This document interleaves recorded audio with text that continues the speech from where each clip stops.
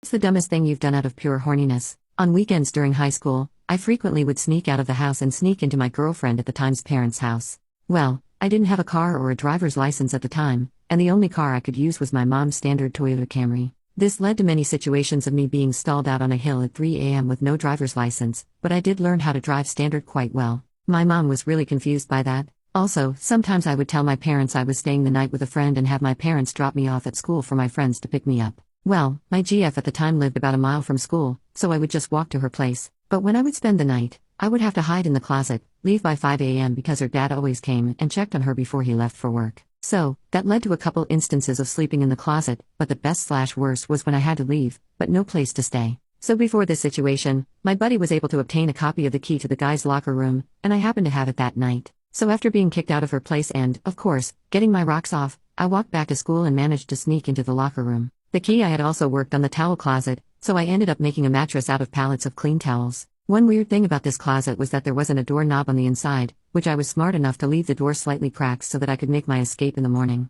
Well, at some point, I was woken by a door slamming and heard footsteps. I was freaking out, so I covered myself in towels and held still. Not long after, the towel closet door opens and my heart stops. I can't see anything and I can only assume it's the janitor making his rounds. Suddenly, something slightly heavy, but soft hits me straight in the face. I managed to lay still and I quickly realized he was tossing bundles of clean towels in. Right before slamming the door, he let out a huge fart. I escaped being seen by the janitor. At this point it was 8 a.m., so I packed up to make my escape. This was the point when I realized I was locked in the towel closet after the janitor slammed the door. I had no idea what to do. It was pitch black and the only light source I had was my flip phone, and I didn't have tools to use since there were only towels. After multiple attempts at getting the door opened, I had accepted my fate that I had to wait for someone to open the door again. Ultimately, I managed to get the door open with brute force. Somehow the noise didn't attract anyone, and immediately just started sprinting out of the locker room. Right as I was about to pass the last door to sweet freedom, I made eye contact with the janitor who I couldn't see up until that point because of the layout of the locker room.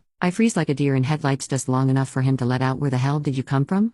Without a response, I ran out the door and didn't stop till I was well off of school property.